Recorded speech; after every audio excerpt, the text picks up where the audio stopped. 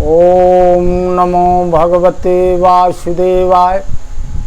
ओम नमो नारायणाय। कृष्णं नारायणं वन्दे कृष्णं वन्दे ब्रजप्रियं। कृष्णं द्वैपायनं वन्दे कृष्णं वन्दे जगद्गुरुम्। अज्ञानतिमिरान्धस्य ज्ञानाञ्जनशलाकया चक्षुरुन्मीलितं येन तस्मै श्रीगुरुवे नमः।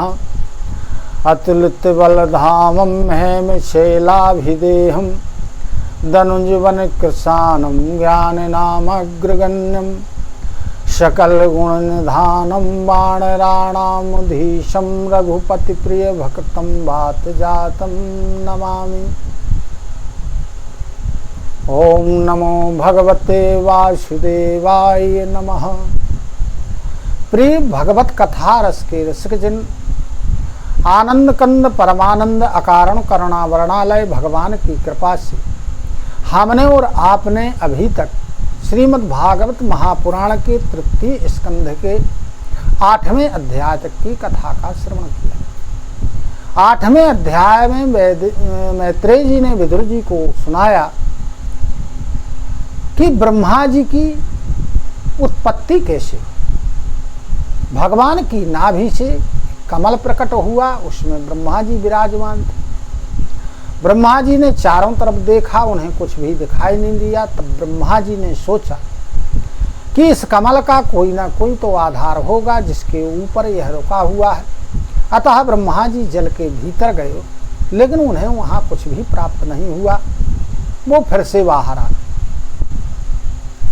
तब ब्रह्मा जी योगाभ्यास करने लगे। योगाभ्यास करते समय ब्रह्मा जी के हृदय में वही भगवान का स्वरूप प्रकाशित हुआ जिसे वह खोज रहे थे। उसके बाद ब्रह्मा जी ने देखा तो ब्रह्मा जी को 5 पदार्थ दिखाई दिए। एक जल, दूसरा कमल, तीसरा स्वयं ब्रह्मा जी का शरीर, चौथा आकाश, 5वां वायु। इन्हीं तत्वों के द्वारा, इन्हीं पदार्थों के द्वारा आगे ब्रह्मा जी सृष्टि की रचना करेंगे। इस 9वें अध्याय में मैत्रेय जी विदुर जी को कथा सुनाते हैं जो ब्रह्मा जी ने भगवान की स्तुति की। ब्रह्मा जी कहते हैं, ज्ञातोषि मेद्य सुचिराननुदेह भाजम ना ज्ञायते भगवतो गतिरेत्यवद्यं नान्यत् वदस्ति भगवन्नपि तन्न शुद्धं माया गुण व्यतिकराद दुर्विभाषी। ब्रह्मा जी ने कहा कि हे प्रभु, आज बहुत समय के बाद मैं आपको जान सका हूं। अहो, कैसे दुर्भाग्य की बात है कि देहधारी जो जीव हैं यह आपके स्वरूप को नहीं जान पाते। हे भगवान, आपके सिवाय इस विश्व में, संसार में कोई भी वस्तु नहीं है, और जो भी वस्तु प्रतीत होती है वह भी स्वरूपतः सत्य नहीं, क्योंकि माया के गुणों से क्षोभित होने के कारण केवल आप ही अनेकों रूपों में प्रतीत होते हैं। हे परमात्मन, मैं आपका उपासक हूँ। आपने मेरे हित के लिए ही मुझे ध्यान में अपना वह रूप दिखलाया है। मैं आपके उसी रूप को बारंबार प्रणाम करता हूँ। जब तक पुरुष अपने अभयपद चरणार बिंदुओं का, आपके अभयपद जो चरणार बिंद हैं उनका आश्रय नहीं लेता है, तभी तक उसे धन, घर, बंधुजनों के कारण प्राप्त होने वाले भय, शोक, लालसा, दीनता और लोभ आदि सताते रहते हैं, और तभी तक उसे मैं और मेरेपन का भाव बना रहता है, जो दुख का मूल कारण होता है। जो लोग आपके श्रवण कीर्तन आदि से हटकर विषयों में लगे रहते हैं, उन बेचारों की बुद्धि तो देव ने ही हर ली है। अहन्या प्रतार्थ कर्णानिधि शयाना नाना मनोरथ ध्रिया क्षण भग्न निद्रा देवाहितार्थ रचना ऋषियोपि देवो युष्मत् प्रसंग विमुखा यह संशरंती। आगे ब्रह्मा जी कहते हैं कि औरों की तो बात ही क्या है, जो ऋषि मुनि लोग हैं यदि आपके कथा प्रसंग से विमुख रहते हैं तो उन्हें भी इस संसार के चक्र में फंसना पड़ता है। वे दिन में अनेक प्रकार के व्यापारों के कारण विक्षिप्त चित्त बने रहते हैं और रात्रि में निद्रा में अचेत पड़े रहते हैं। उस समय भी तरह तरह के मनोरथों के कारण क्षण क्षण में उनकी निद्रा भंग होती रहती है, टूटती रहती है तथा देवयोग से उनकी कार्य सिद्धि के सब उद्योग विफल होते रहते हैं। हे नाथ, आपका मार्ग केवल गुण श्रवण से जाना जा सकता है। आपके भक्तजन जिस जिस भावना से आपका चिंतन करते हैं, मनन करते हैं, उन भक्तों के ऊपर कृपा करने के लिए आप वही रूप धारण करके अनेकों प्रकार की लीलाएं करते हैं। हे प्रभु, आप ज्ञान के अधिष्ठान साक्षात परम पुरुष हैं। मैं आपको नमस्कार करता हूँ। संसार की उत्पत्ति, स्थिति और संहार के निमित्त जो माया की लीला होती है वह आपका ही सब खेल है। अतः आप परमेश्वर को मैं बार बार नमस्कार करता हूँ। यस्यावतार गुण कर्म विडम्बनानि नामानि योष विगमे विवसा गृणन्ति तेने के जन्म समलम सहसेव हित्वा संन्यांत पावृत मृतम तमजम प्रपद्ये। जो लोग प्राण त्याग करते समय आपके अवतार गुण और लीला या कर्मों को सूचित करने वाले देवकी नंदन, जनार्दन, कंस, निकंदन आदि नामों का विवश होकर भी उच्चारण करते हैं, वे अनेकों जन्म के पाप से तत्काल छूटकर माया आदि आवरणों से रहित आपके ब्रह्मपद को प्राप्त होते हैं। हे प्रभु, मैं आपकी शरण में हूँ। आप पूर्ण काम हैं। आपको किसी विषय सुख की इच्छा नहीं है, तो भी आपने अपनी बनाई हुई धर्म मर्यादा की रक्षा के लिए पशु, पक्षी, मनुष्य और देवता आदि जीव योनियों में अपनी ही इच्छा से शरीर धारण करके अनेकों प्रकार की लीला की। ऐसे पुरुषोत्तम भगवान को मैं नमस्कार करता हूँ।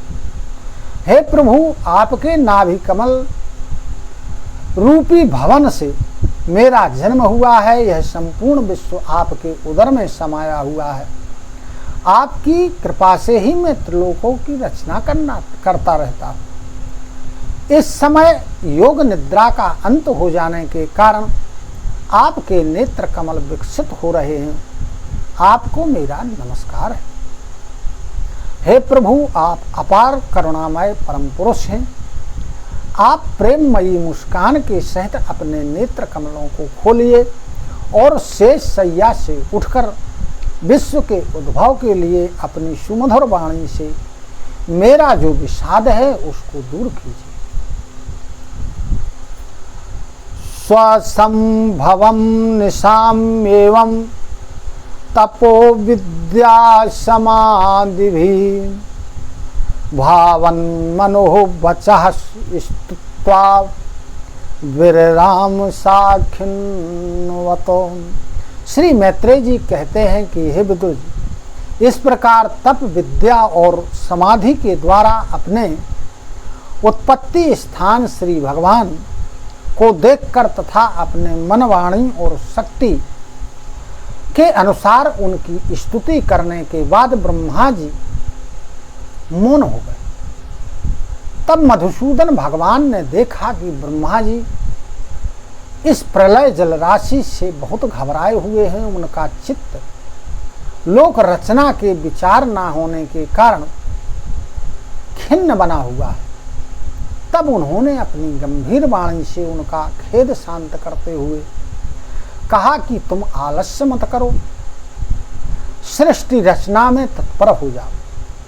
तुम मुझसे जो कुछ चाहते हो उसे तो मैं पहले ही कर चुका हूं। तुम एक बार फिर तप करो और भगवत ज्ञान का अनुष्ठान करो। तुम सब लोगों को अपने अंतःकरण में ही देखोगे। जिस समय जीव काष्ठ में व्याप्त अग्नि के समान समस्त भूतों में मुझे ही स्थित देखता है, उसी समय वह अज्ञान से मुक्त हो जाता है। ऋषि माध्यम न बंधाति पापीयास्त्वां रजो गुणः यन्मनोमयि निर्बद्धं प्रजा संसृजतोपिते। तुम सबसे पहले मंत्र दृष्टा हो। प्रजा उत्पन्न करते समय भी तुम्हारा मन मुझ में ही लगा रहता है। इसी से पापमय रजोगुण तुमको बांध नहीं पाता है। प्यारे ब्रह्मा जी, तुमने जो मेरी कथाओं के वैभव से मेरी स्तुति की है, उससे मैं तुम्हारे ऊपर बहुत प्रसन्न हूं। और जो तुमने मेरी स्तुति की, जो तुमने तपस्या की है, वह भी मेरी कृपा का ही फल है। तुमने निर्गुण रूप से मेरा वर्णन करते हुए मेरी स्तुति की है, उससे मैं बहुत प्रसन्न हूं। तुम्हारा कल्याण हो। जो पुरुष नित्य प्रति इस स्तोत्र के द्वारा स्तुति करके मेरा भजन करेगा, उस पर मैं शीघ्र ही प्रसन्न हो जाऊंगा। हे ब्रह्मा जी, त्रिलोकी को और जो प्रजा इस समय मुझ में लीन है, उसे तुम पूर्व कल्प के समान मुझसे उत्पन्न अपने सर्ववेदमय स्वरूप से स्वयं ही रचना करो। मैत्रेय जी कहते हैं कि हे विदुर जी, भगवान सृष्टिकर्ता ब्रह्मा जी को इस प्रकार जगत की अभिव्यक्ति करवाकर अपने उस नारायण रूप से अदृश्य हो जाते हैं। बोलो श्री वृंदावन बिहारी लाल की जय। ओम इति श्रीमद्भागवते महापुराणे पारमहंसायां संहितायां तृतीय स्कंधे नवमो अध्यायः। बोलो वृंदावन बिहारी लाल की जय। ओम नमो भगवते वासुदेवाय।